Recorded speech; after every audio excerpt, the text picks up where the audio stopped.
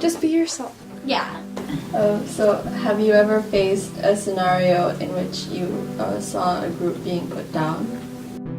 I've seen news, I've read about news, but I guess I've been lucky enough not to actually see it firsthand. I remember distinctly my sophomore year in high school, a friend of mine coming out. We were in the same elementary school together, same middle school together, and he came out. I think that was probably the bravest thing I'd ever seen anybody do. Namely because I think he faced a lot of not just adversity, but like sheer, almost a revulsion. Maybe not specifically a group, but like individuals for sure, because people didn't fit in. When you're different or you don't look a certain way or you're not a certain size, people like to make fun of that and like to exploit that. In the school environment, there's two groups I see that sometimes are marginalized. Are GLBT students, but also I see that very often women in general are put down. I certainly have seen it happen in my life as a kid or even as an educator. When faced with such a scenario, do you ever have like a strategy in which you deal with them? Unless it was directed at me, I don't know if it'd be my right to speak out or if I should decide that I need to speak on behalf of others. But I would certainly like to think that I would stay put, stay there, and at least through my presence let it be known to whomever's attacking or carrying signs that I am with this group. What I took was, with my friend in particular, we,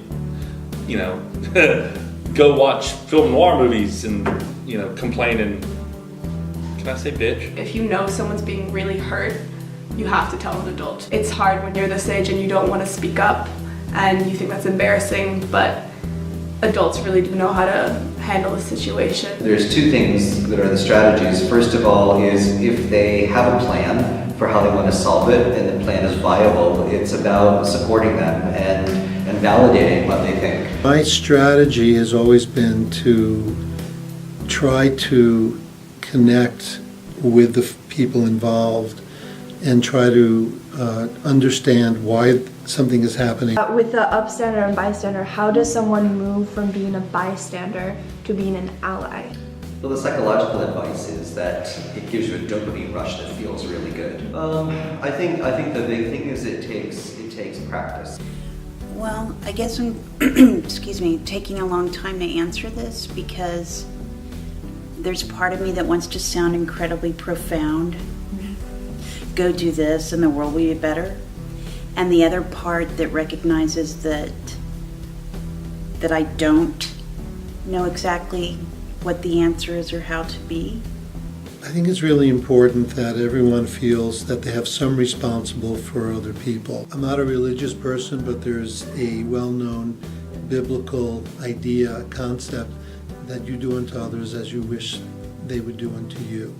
And if you see someone else being hurt or treated badly, I feel like it's incumbent on everyone to act up and to step in and to try to help. I think you can probably break it down into two ways. I think that you have to do the interpersonal and the extrapersonal.